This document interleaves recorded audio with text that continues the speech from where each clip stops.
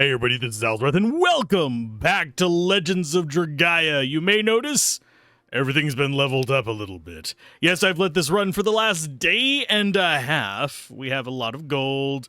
We have a lot of other stuff. I've changed out the people that I've hired because I actually did a test run to see if I could actually do what I planned on doing today. There were two things I was planning on doing today. One of them's not happening because just RNG is not your friend. But our roster's a little bit shorter. You may notice it's different people. I have fully equipped everybody to an extent. I mean, they're not perfect equipment. They're not fully leveled up to like tier 10 everything, except for our main crew. Our main crew is this group. And you can see tier 10. He's the only one I've got them up to level 5 pluses, but tier 10 on everything except for the Swift Capes. They can only go up to level 5, which is slightly strange to me. I don't know why that particular slot is that and rings can only go up to level 5, but you can take unique rings up to level 10 because they take rainbow resources, the rainbow bottles, which is another reason why this took a day and a half of just letting it run. So we've got a whole bunch of stuff going on here. We got pretty solid stats. I've got 75% block on, I think, most people except for you. But that's fine because you don't have a shield. And we also have the Omega Brights on everybody except for the people who don't have an offhand, which is pretty much just you because he's using the Vorpal Blade. And he's using it two-handed because that's what he specializes in, and we actually have access to other abilities with two-handed. But overall, it's been pretty fun. I've had an interesting experience trying to tweak all the characters. Our abilities are looking kind of all over the place. This is our main crew. This is the only one that really matters. Everybody's got haste. We've got a gold win for revive. We got Ray and Tornado for damage. And also I have upgraded the passives over here to get some of their bonus effects. I believe it's white magic increases your cast speed. Red magic, if I remember correctly, increases your accuracy. I can check real quick. It actually tells you. But yeah, white magic is your cast speed. Red magic is just your raw magic power. Okay, that's what we wanted that on. And I did get some lances for a little bit of extra life. If I want to hit the 1,000 mark, which is one of the 2 achievements I don't have right now. One is the level 1,000 one, which isn't going to be too bad to do. And the other one is it's just going to take time to do that one. And same for the Beastiary. Beastiary is completely done from grinding through these. This is the first thing we're going to do today is go and encounter this guy. I'm not going to take him up to 100 a day, but we are going to do the one that is shaded out because I have not encountered this. Well, I've encountered him. I did not kill him, and I did not kill him intentionally because I'm not sure if it's going to be a second true ending and what have you. And probably the last important thing to note is in the last video, I was like, how am I supposed to get a lot of these higher tier quests? Well, I found out how. And no, it does not back your... Like, if you've done things before, you don't get credit towards them until after you've accepted the quest. But to accept them, you have to actually level up this place. I wish it said that somewhere. I didn't notice it anywhere. So if it was there, maybe I was just being a dumbass and didn't read it. But that needs to be leveled up to get access to things above C+. So you want to keep leveling that up. That's going to take you a little bit longer. And as we showed, you can beat the game without doing all the quests. But I also have done the final quest over here, which is Conquer the Spire. So we've conquered the Spire once off camera. I was going to do it on camera, but here's the reason why. Enemies have very random sets of abilities.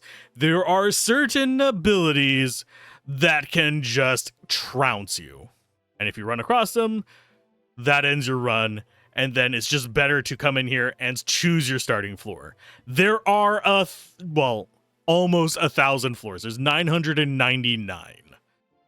Now, if you want to see a run through where we go 1 to 999, mention it and I will try to do it. Cannot guarantee it, but I think we could get it, or at least get to a certain floor, and then if we die, start at the nearest 10. So I think we could actually do that as an entire stream or as an entire video. If you're really interested in it, I'll do it. I'm fine with it. But let's start on floor 990. I forget if there was something else I was going to mention. I am not entirely certain. We are just totally, like, destroying everything. But we could run across one of those just you're dead things. The traps still, whenever we rarely get them, can still deal significant damage as well. I could optimize my leveling up in here a little bit to get up to the 1,000 mark easier, because it's every 10 levels gives you another character level. But I don't feel like it. We're strong enough as is, especially with our teams. I suppose one challenge I could try for is making a character that could solo the final boss. I don't know if that's going to be possible. The final boss is he's not so much tough as he is big and scary, and he actually takes a while for my current team of 9 to beat.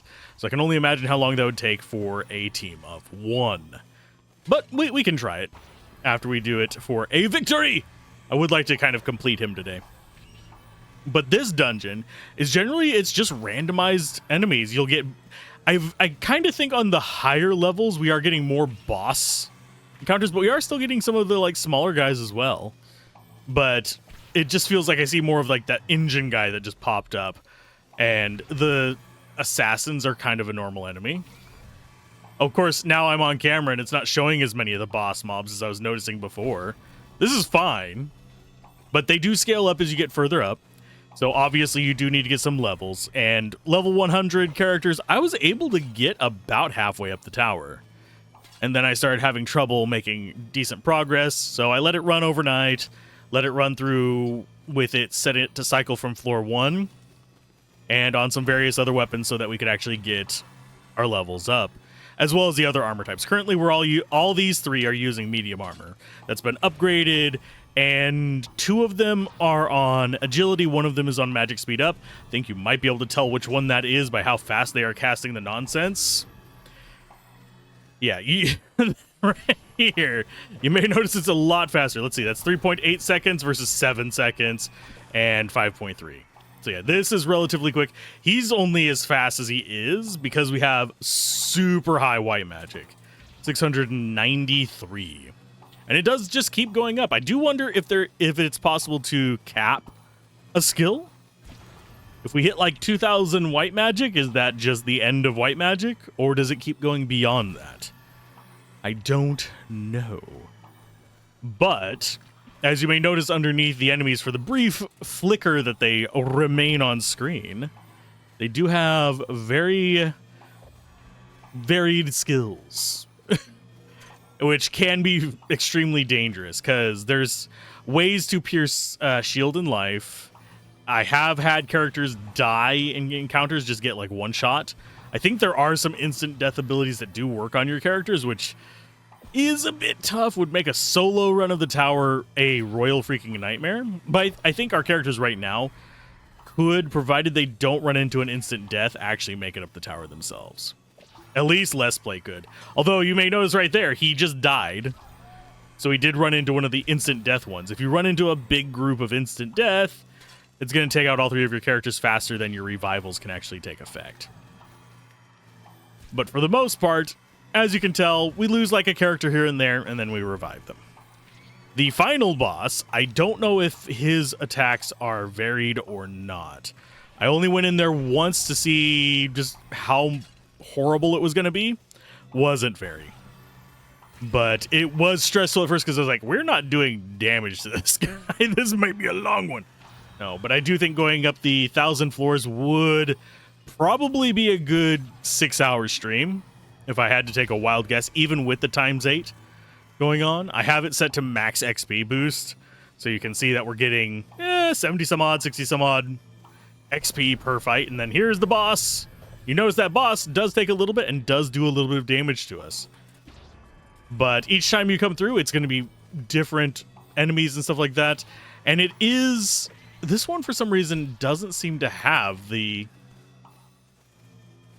color palette swap on the actual area. The enemies do.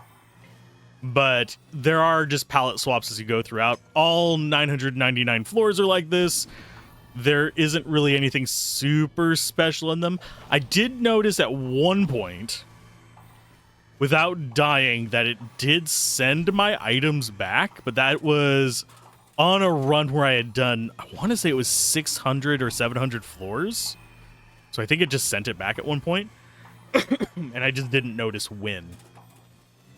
Now, as far as what our strategy is, it's just we have our healer over here with Revitalize, and Goldwind Revitalize is there to keep us healing by a little bit each turn. I could amp that up, but it's whatever.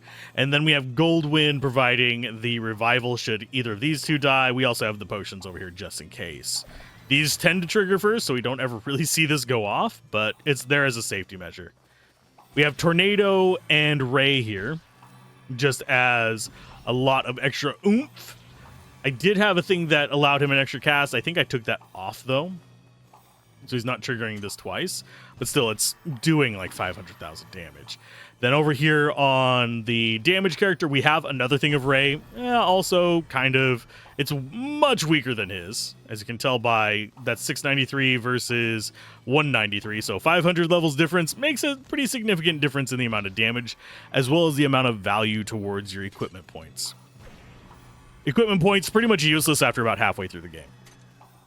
Gravity has a very low EP, but it's extremely good for chunking life down. That's why I keep it on both of them. So whenever those hit, it drops enemy life. And also, if I remember correctly, dark magic has a decent benefit. I need to double check that. I think it's magic crit chance, but red magic, that's already over 1 million power right now with all the multipliers and stuff like that due to the high red magic skill. It is just the nuke that we bring in. It's the bigger version of the Holy Ray. And we have Sanctuary to provide us some decent buffs, the double and the shield being the most important part of it. We do get hidden every now and then, but it goes away pretty quick because we all are past casting haste. Haste is the obvious. And over here, I have Black Shot for weak just to make enemies less likely to be able to punch through our armor and stuff. So whenever that procs, there's nothing for me to really worry about. I mean, even if it doesn't proc, there's not much for me to worry about, but it's there. I could swap it out for another offensive spell that's a little bit stronger, but I kind of like that one. It works for me. Then we have this to cause Dizzy, which shuts enemies down for a turn whenever it hits them. And of course, Gravity. And we have Goldwind over on him. This was actually put on Murmur for the boss that we're about to fight. Mainly because I wanted multiple characters with Goldwind, and he was the most logical one to put it in. Otherwise, that would just be another offensive spell right there. For probably Vulnerability would be probably my next pick. It is very obviously much slower than our Goldwind on you, but it's fine. And I don't think we can stack regens. I think it's just on or off, but I could try it out as an option. Later on, we could experiment with it a little bit. And now we go and face this boss for the second time. I do find it interesting that it is a returning boss. We come in, let's get up to it so we can actually see what it looks like. It looks like the elven, the guy from the second place, except more evil, I guess. So we go ahead and back out there. Oh no, total dungeon time, 8 minutes. We were in there for a very short period of time, but got all those. So if you're trying to complete your Beastiary, that's a good place to do it. Now, as far as other places I did grinding on, I have been sending people into Dark Castle to get the rainbow bottles.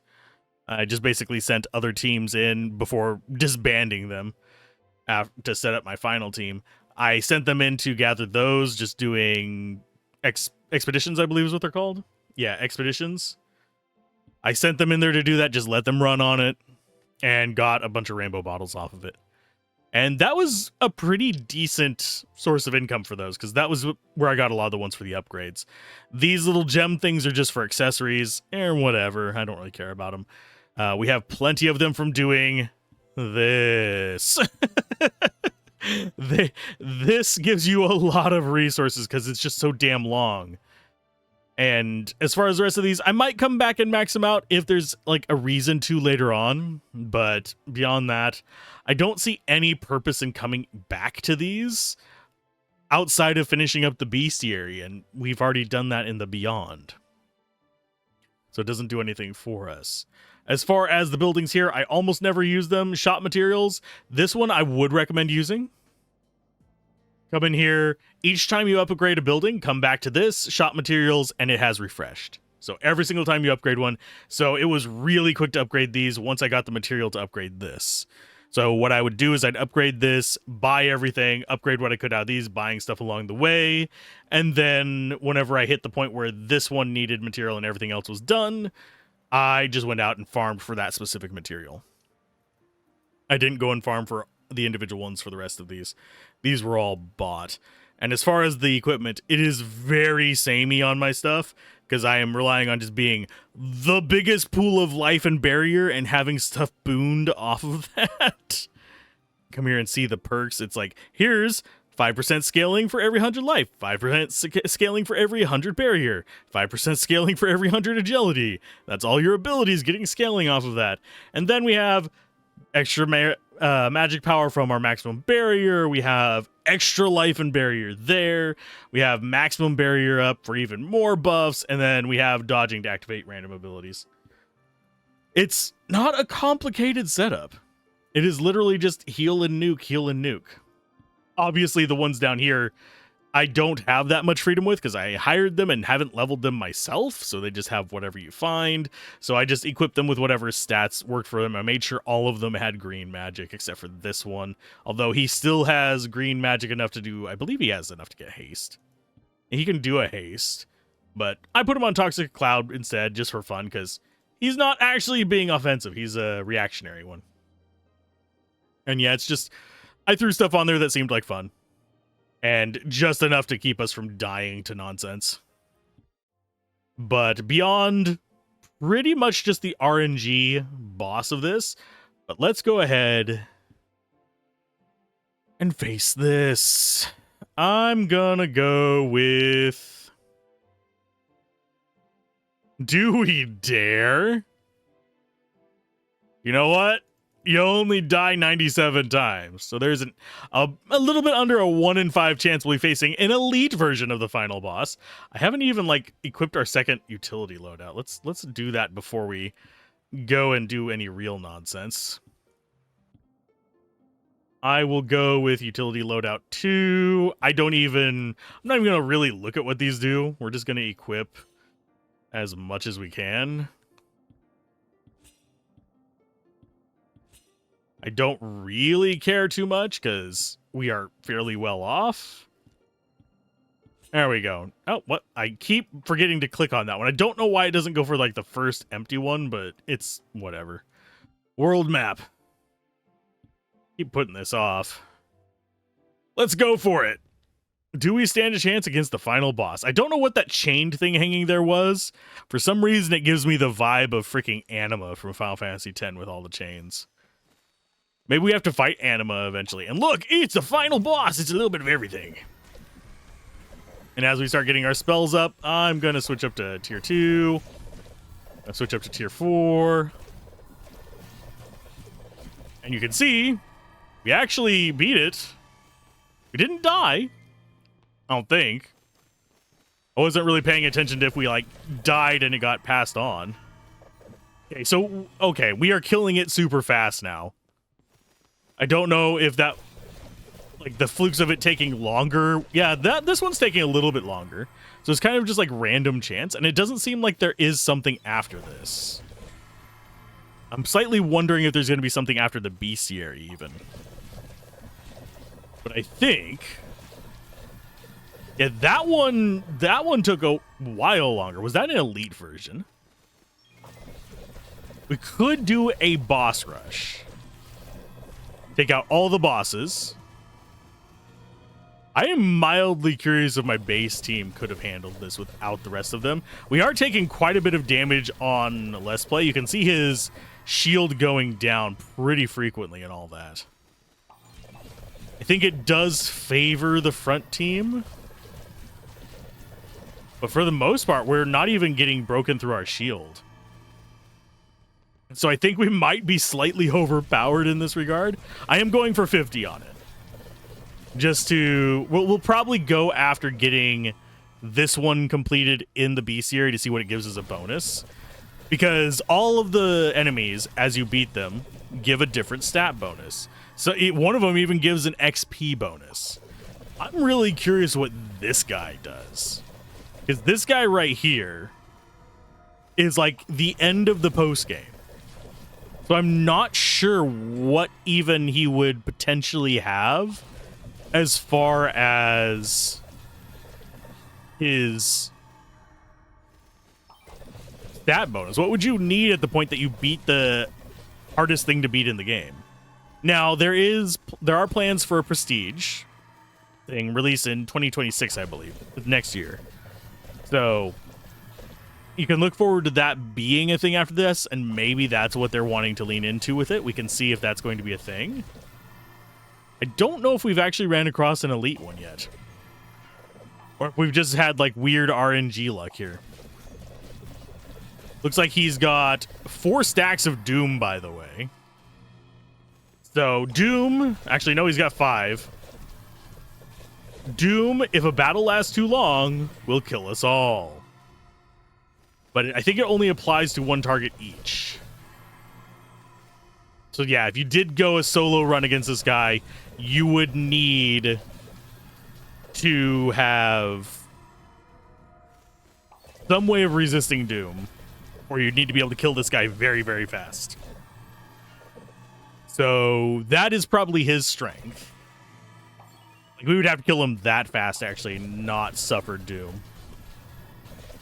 He's got an anti-heal effect, which we're not really feeling because we have the ability to remove that. We would need to have Revitalize this thing right here if we can get to, like, stop stuttering for a second. Yeah, we'd need Revitalize fast enough to keep Doom from killing us. Which I think we could. I think we already do to an extent. Because he'd bring it down to 15 seconds. So, and I think this is faster than 15 seconds. It's 7.9. So we'd be dropping Revitalize on him, getting rid of the 5 stacks of... I'm getting rid of the Doom, which Doom, each application reduces the duration until they die by 1 second. That's one reason why we keep it on us. Doom's probably the most dangerous thing this guy has. He's got Drain, which is just whatever. He's got... I don't know what skill is hiding underneath all of our stuff right here. He's got 2 Drains. I don't know if there's like some kind of internal mechanic that they could do to allow you to equip multiples, because he does have multiples. But he's just got Drain 1 and Drain 2 separately. But 5 of the multiples of Doom! Yeah, his name is just The End. And we've already killed him 36 times. And we've only been going for about 20 minutes. Man, this final boss. So scary. Watch him just become, like, auto-resurrecting if we get a proper elite. I think we might have killed an elite one and just not known it. Which is another funny thing to me. In all this. We're just dumping poison and stuff on him and shed and... He actually... Is he immune to shed? No, he's not immune to shed. He's not immune to status effects. That might be something they... If I were you, just a note to the dev, I'd make this guy immune to status effects or more resistant to it. And I wouldn't mind having a literal boss rush after this. We'll check if it is a thing. I don't know. I haven't been this far before. We're just going to go up till 50 kills. We're not going to be able to... Actually, we might be able to see what his ability is going to be, because we'll get a partial. And we're already at level 84 for this area, by the way. So it's not like this area is slow leveling.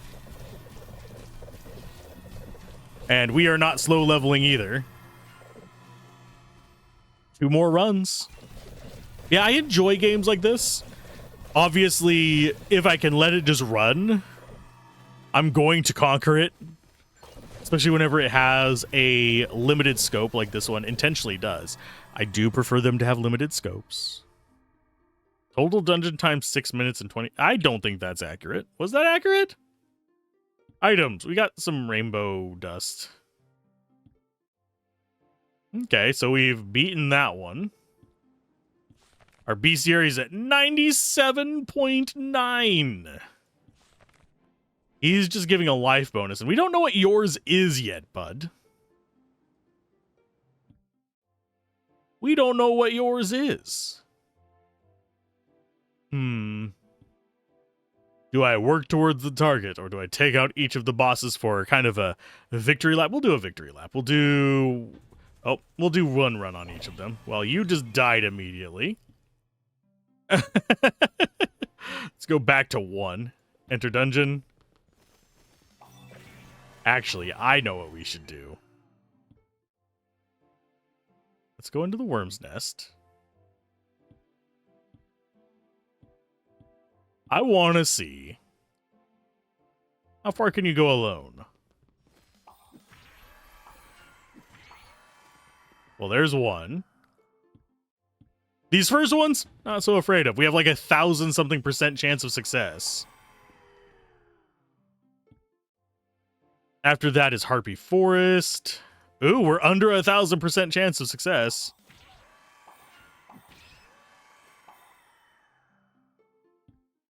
Okay, then after that it was Sapphire Grotto. I don't think we're going to be able to beat the final boss of this area. Okay, so it goes there, there, there. Was it Medusa Swamp or Shadow Dwelling next? I'm going to go Shadow Dwelling. That is death.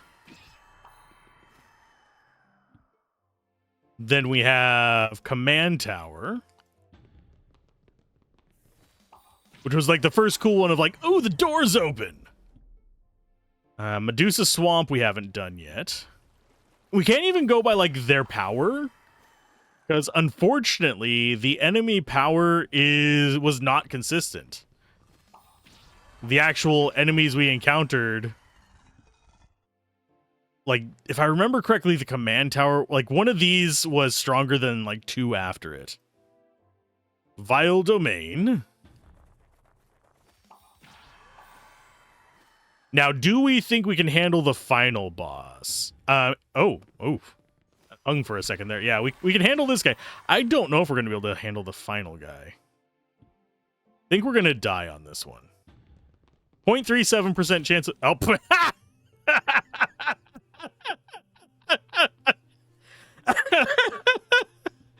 oof. Ooh. Well, that hurt. Let's see if we can do it with just like the normal party.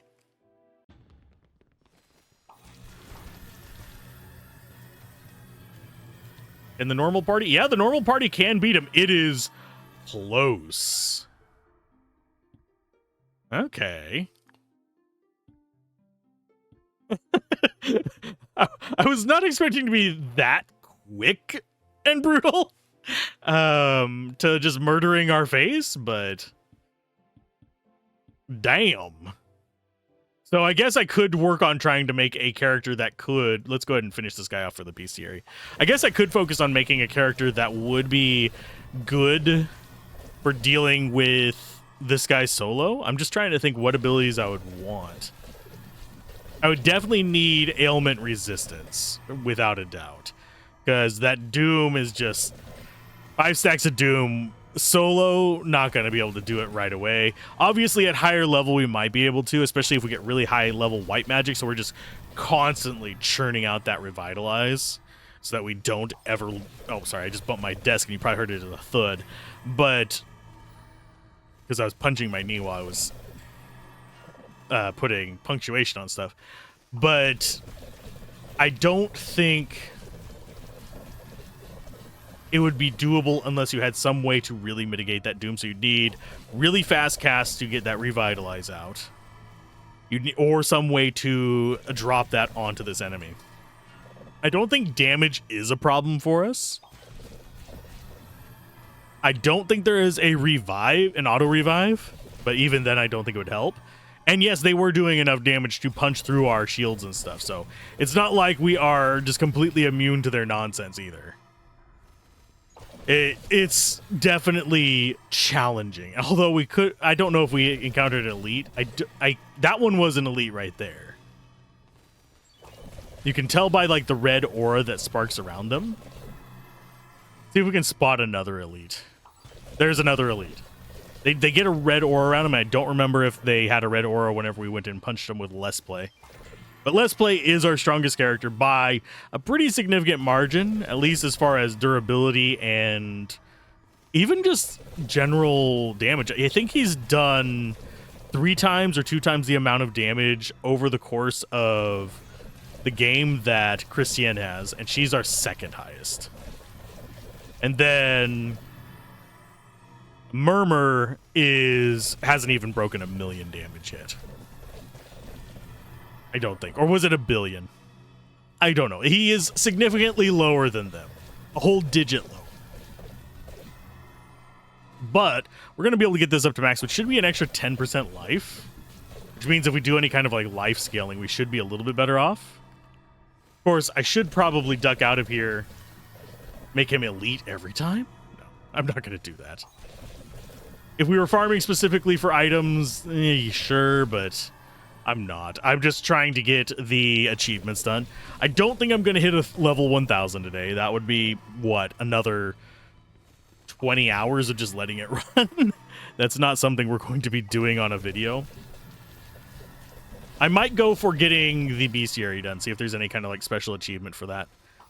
But this guy, we don't really even get a good view of. It's kind of Kefka-ish. Like final version of Kefka's Ascension where you have, well, second to final version. Whenever you have the statues, right before you fight the winged Kefka himself, the ascended Kefka. Because you have the angel lady, you have the centipede guy, and it looks like you have some kind of like thing over here on the right-hand side. Unfortunately, due to it being a boss fight, you have half the screen taken up by characters, and then you have another big sliver taken up by that. So the only real window you get is this tiny, like, not even a fifth of the screen of the boss. I mean, they do cover up the stuff up here, which could be good, could be bad, depending on how you look at it. It does give us a better view of the character. It doesn't let us click on these buttons as easily, but I'm not bothered by that. Especially considering we are destroying the elite version of this guy without even really breaking a sweat. We do see some of our shields go down just a little bit. But yeah, things I would change about this game. There isn't actually that much. I would make it so that while you're going through an area, while it's just like casually going through, let me click on stuff in the environment to like just get paltry amounts of resources. Make active play semi-rewarding if you want to go that way. But again, it is mostly an auto battler, so you do want to maintain that. Just have a little bit of clickable interactivity. Things like the sign are fun, but having it in the dungeons too would help. Especially since it is such a wait to get expeditions. Expeditions, if I remember correctly, are tier 3 or 4 on the actual haul. So that is kind of a meh situation, in my opinion. Because that does just get you kind of stuck in the realm of, well, I either have to let this run or... I do think that expeditions probably should have been an earlier unlock. And I'm not sure how I feel about passives and stuff being locked behind resource upgrades on the buildings either. It's not that bad. Oh, we actually succeeded again. Cool. It's not bad. It just slows you down a significant amount, and the reward of being able to do expeditions comes relatively late to the point where I didn't need it whenever I got it. Perks and abilities are more important and are more rewarding, but it kind of, you ramp up and get a lot of good dopamine in the first half of the game. And then in the second half, it feels like there's not that many new features to unlock for your work. So it goes from, here's a cool new feature, here's a cool new feature, to here's a feature to grind. Cool. I'll use it, but I don't need it. Only thing I really used it extensively on was getting the rainbow jars. And of course, and same for the unlocking the quests here. Kind of feels a little bit weird. Guild shop is kind of cool. Lets you buy uniques. that'll be coming in handy whenever they release the expansion and new uniques get added. Speaking of which, there's not many uniques.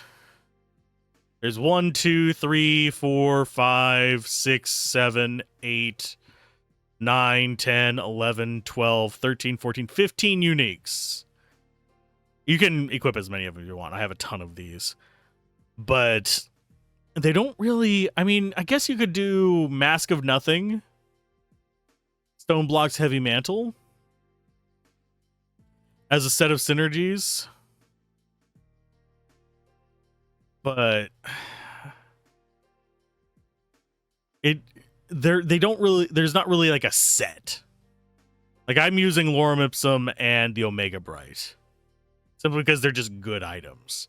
This is a decent item if you don't care about blocking, like if you're high evade. We could actually use this and go off with that. Dagger is okay. Vorpal Blade is okay.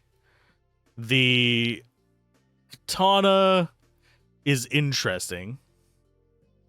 I am using it on the Katana guy, but I'm not entirely sure if it's really doing much. This is kind of fun for getting through the tower. This is fun for kind of crit builds, which I guess you could build something around that for crits. This is weird. You equip it on your hand-to-hand guys, and it gets all of... I know I have a character equipped with it. Where are you at? You have it equipped.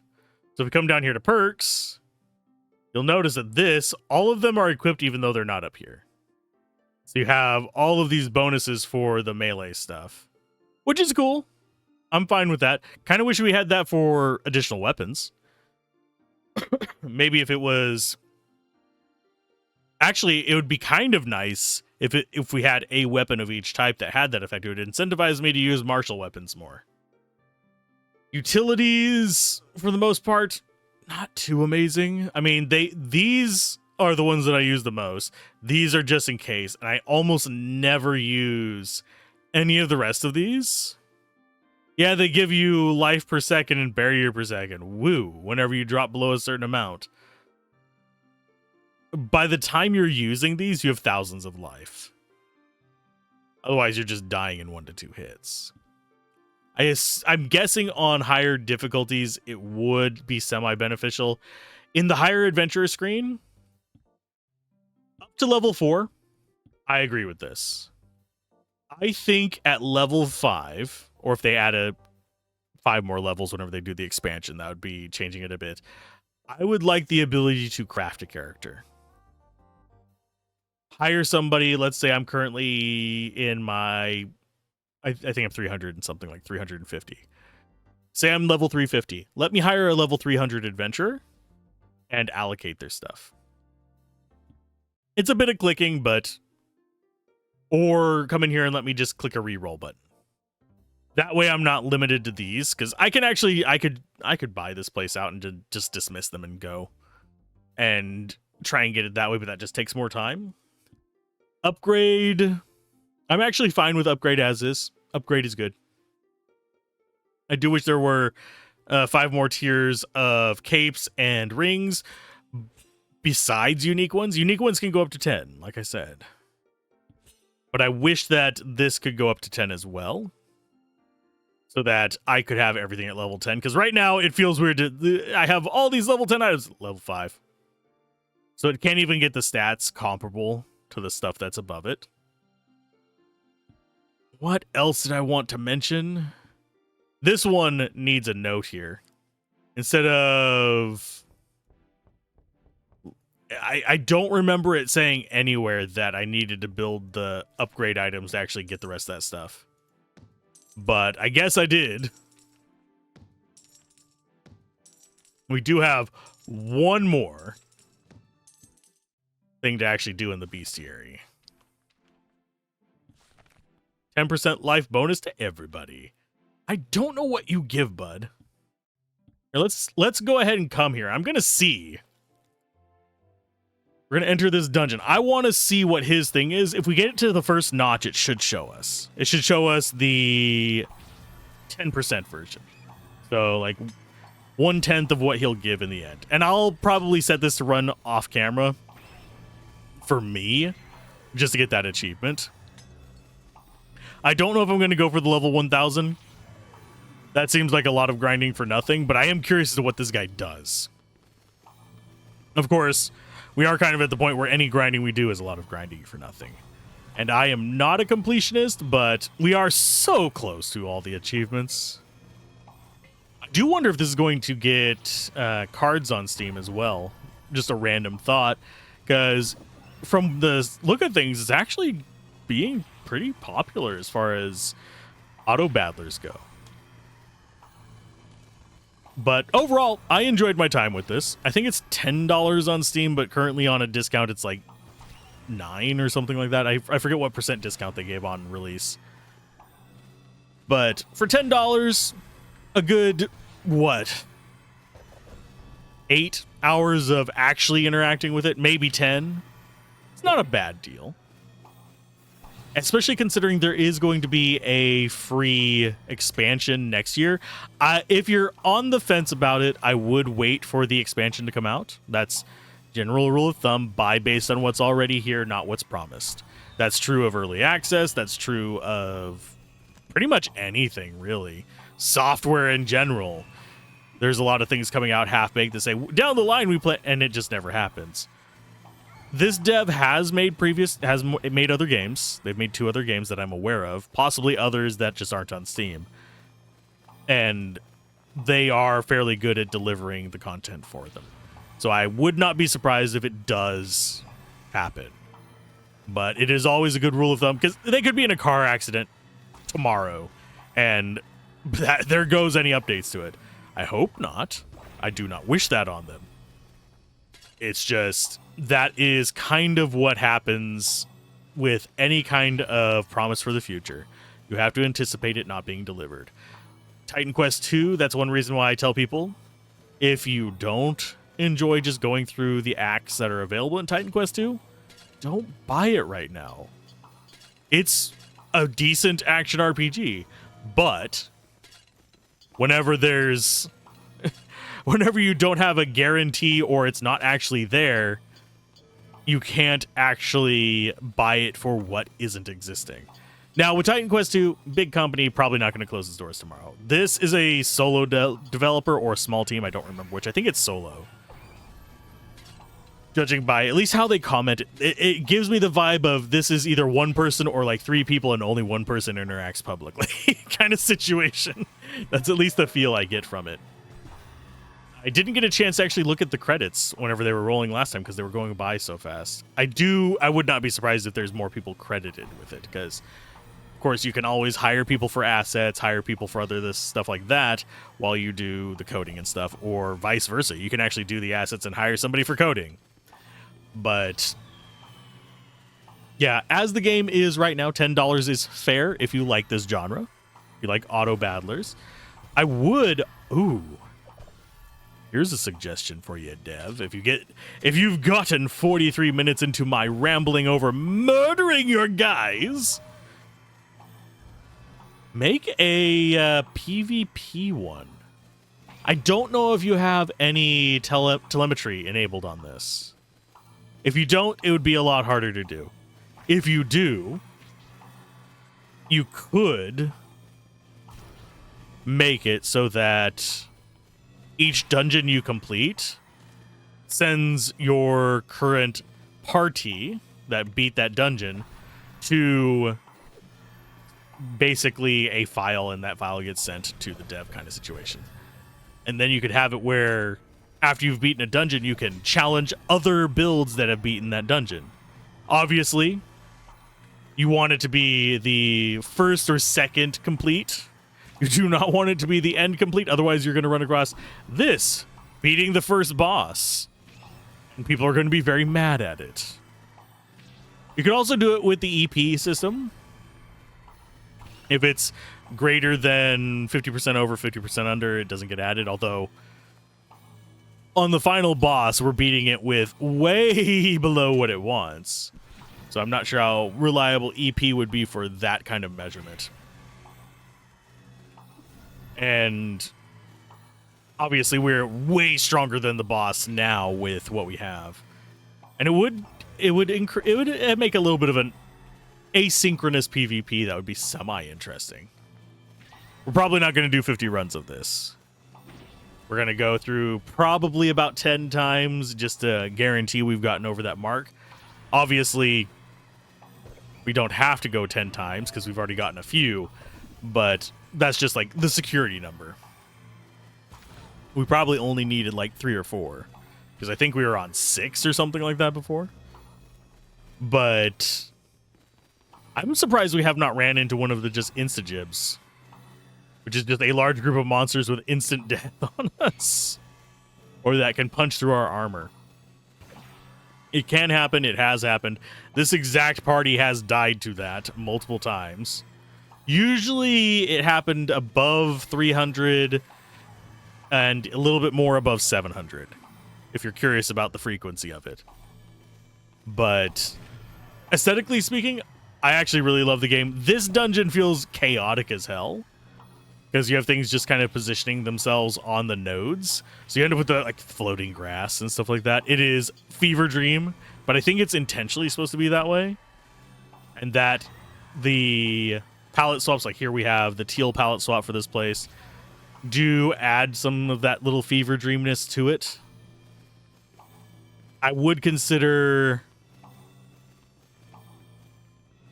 a few interactive elements is what would kind of push this over the top for me. Yes, I know it's an auto battler. Let me click on stuff in the background. But I do think this was worth covering, worth playing. Would I buy it myself for $10? For the amount of time that I've gotten out of it, yes. For the amount of enjoyment I've gotten out of it, yes. If I was going into it blind, based on what I knew about the game from the outside, I'm not sure I would. If that makes sense. Like, having played it, yes, I would. But not having played it, like, whenever we were just going off the demo stuff, I'm not sure I would. I know that's a weird kind of stance on it, but I like the build options. I do wish there was more build variety. I would love to see more weapons added. Give me a pole arm. Give me a give me a like forced two-handed weapon, like a maul. Give me bows. Give me, for hand-to-hand, you could actually include knuckles. Maybe make them so that if you have really high hand-to-hand, you're actually stronger without the knuckles, but have the knuckles be a good starting place for them. That would kind of like the black belt in Final Fantasy 1. I think it would be a good approach to it.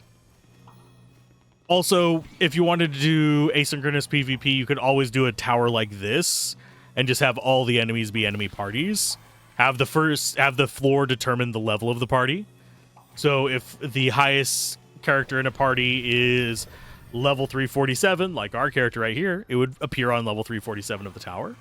That's another way to do asynchronous PvP. Obviously, you probably wouldn't get very far into it because you'd have people making troll builds. But that would be an interesting one. A shadow match where you're facing off against your own characters would be interesting. Obviously, you'd have to have randomized stats for that to be viable. Otherwise, it's either going to be a stalemate or an insta-nuke for both parties. Although, yeah, I'm not actually sure how you do a shadow match, because you're not in control of it, so you don't really have any way to really oomph it with randomization. Yeah, we are not able to see the damage at this speed. It will flash by. You can probably freeze frame it on there, though. Trying to think what else they could do to oomph this up. And I do notice that this area feels a little bit out of place compared to the other zones. Not enough to make it, like, bad. But the shadow area with the spikes, due to the fact that the environment itself is 3D, makes it kind of stand out compared to the other ones where whenever we get into the next floor, you'll see it. Of course, the tree is that way too, but a lot of these, it uses more Doom-esque aesthetics where it's just flat panels with textures on it, as opposed to actual 3D elements.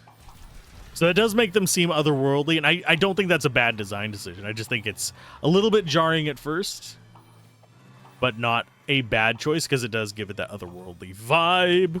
Same like going from fantasy to sci-fi in this. You see everything in here is textures. That's fine as well. But this would actually be a good way for a developer to experiment with different types of pixel art, different types of environment design, that kind of stuff. So I think that this is actually a good platform for practicing for developers in general. Make a good auto battler and you can have some fun with a lot of stuff. There's also other types of auto battlers you can make to experiment with various things. Like if you wanted to get into action RPGs, make an auto battler like Wivia, which is another one by these people.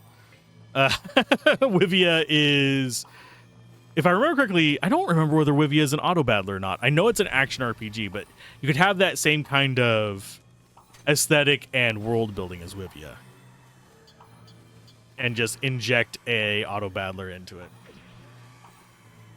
I actually don't remember if it's an auto battler or not.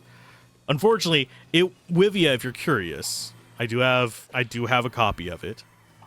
It was on the list of games I wanted to cover, but at that point in my life, things were a little too chaotic. They're really chaotic right now, too, but I'm trying to almost daily videos still. And it just got kind of swept to the side, and I never got to pick it up during the snowball period. Maybe covering it after this would not be a bad idea. Maybe that'll be my next video target. Maybe we should cover each of this person's other games. Unfortunately, I don't think I can play... There is one game they have that is a first-person shooter. It doesn't look like it would cause me any problems, but there is always a risk. Like, this doesn't bother me. It is vertical bobbing, so I can adapt to it, and I can also just look away from the screen and it continues playing itself. I don't have to be super precise. First-person shooters, I used to love playing them. One of my favorite games of all time is Black for the PlayStation 2. I can't play that anymore. It makes me violently ill. But it's one of my favorite shooters. But so I have to be careful about games like that. But Wivia we could probably take a stab at. Show off their back catalog. I've been meaning to do that with a few of the indie games I've covered because I actually know that a lot of these devs have made games previously. And either they've slipped through the cracks for content on my other channel, or I meant to cover them at some point on here and I just didn't have time. And if you're not making shovelware, and no, this is not shovelware. This is crafted and enjoyable bubble wrap. I do like covering interesting stuff. Now, am I going to eschew any AAA stuff? No. There are some mystery dungeon games that I do want to cover in the near future as well that are actually kind of old. Though, as far as retro titles, I will generally keep those just on streams, as opposed to standalone videos like this. Because before, kind of like, I don't know whether to call it the indie revolution or not. It was kind of hard to sit down and get a full grasp on how a game was in the first hour or two, unless you were playing something like Mario or a very simplistic platformer. Even something like Symphony of the Night, which is a relatively short game. It's a Metroidvania. It's long for a Metroidvania, short for most of the games that I cover. I wouldn't be able to give a good first impression of that within the first 3 hours of playing it. There's a lot of stuff that you don't really get to engage with until later in those. And that's how a lot of older games were designed. Because there's been stages. There was best practice during the coin-op era, which was whenever you had this was also before saves were a common thing. We had a few, but because battery saves. But you had lives, you had points, you had stuff like that. That was considered good practice. Then things evolve, you get RPGs, you start getting saves. And then it was, okay, these people are buying 1 game, 2 games, maybe 3 games a year. What do we put into that? Well, you want something that will last them months. Otherwise, they're not going to be buying your games very often. Unless your games are cheap. And obviously, whenever you're releasing on cartridges, things aren't going to be cheap. CDs helped a little bit. You could get away with cheaper games, shorter games, stuff like that. But even still, on CDs, you could pack a lot of stuff in there, especially by old design standards. In the kind of... I mean, there are always going to be contradictions to this. But in the 20-teens, we started to see an evolution of indie games that were meant to be more bite-sized. And obviously, back in the day, we had those as well to an extent, but they were more obscure. They weren't necessarily on consoles. They were on PC, like in DOS and stuff like that. And people would share them through diskettes. Floppy disks that weren't actually floppy because they were usually the little hard plastic ones whenever I was transferring them around. I am old enough that I have used the actual floppy diskettes, but that was more back in the era with Oregon Trail, Little Bo Peep. Well, I don't remember what it wasn't called Little Bo Peep. It was a fairy tale game. It had like 3 games in it, if I remember correctly. But there was a Little Bo Peep one on there. But that was back in the Apple II days, if I remember correctly. But yes, there have been short games for the entire time, but they didn't really blow up as something that you would buy a game 1 week and then be on to another game the next week until like early 2000s, 20-teens. And this is a type of game that falls into that category of, oh, I'm going to play a little bit after work each day and let it run while I'm at work. And then I'll be done with it by the weekend. And then next week I'll buy another game kind of like this. This also has a mobile version, in case you're curious. It has an APK. I believe it is over on itch, though. So if you do want to play this on your phone, you can do that as well. A lot of games do that. And I'm going to go check if we have enough to actually see what his thing is. Let's go with Beastiary. We're at 13, and it's an experience bonus. Okay. But we have every single other one done. We can actually see their abilities. For the most part, the enemies are not scary. We can see their size compared to the party. Some of them are tiny. Like the Wisp and the Mandrake. But for the most part, we're fairly strong, so we don't really have much to fear about going through all of these. I do like that the Hedgehog is just a punch. If you're on the hard difficulty, Hedgehogs can be a nightmare. But this is the scale we have going on there. Spire Lord. Wait a minute. Yeah, okay, so we don't know his size? What? That's the only one that has question marks as far as his size goes. I guess that means that we have to unlock how big he is. You'd think you'd know that after the first time you saw him. I'm sorry, but... Huh? And you can actually see their magical defense, ailment resistance. Does this guy actually have... He has 90% ailment resist. We were still getting him on him like crazy. And he's got really high agility. I can see why it wants you to be higher level. Oh, expedition power, 52 million. He's got a lot of stats. I don't know why he was actually as easy as he was. Although his magic speed bonus is not that much higher than ours. And he doesn't have any steals or thorns or reflect. There are some enemies that do. This guy's a little bit of thorns. Obviously, our thorns quantity is godly compared to theirs. Let's go ahead and drop in here and look at our stats. Yeah, 2,800 thorns. I think I have somebody with some barrier. Yeah, you have barrier and thorns. But yeah, we have thorns out the wazoo. Any physical attacks just get wrecked by it. You have to kill us with magic, and even then, we have a little bit. Just a little bit. But that's we've been going for about an hour. I'm gonna set this to finish off the Beastiary. I don't think I'm gonna grind to 1,000. Because one, I don't want to be overpowered whenever they release the next DLC thing. I want to be, I have just beaten the game, what do I do now level. So I'll get this guy up to 100, so we get the 10% experience bonus. Of course, we also have a massive XP bonus on pretty much everybody due to going through all the enemies. But yeah, I'll keep this save around for whenever they release the DLC, and we'll cover it again then. So keep gaming, have fun, peace out. This has been Alzorath, and hopefully you have enjoyed the look at Legends of Dragaea. Dragaea? Dragoya? Dragoya! Oya manana! We'll see you guys next time. Bye.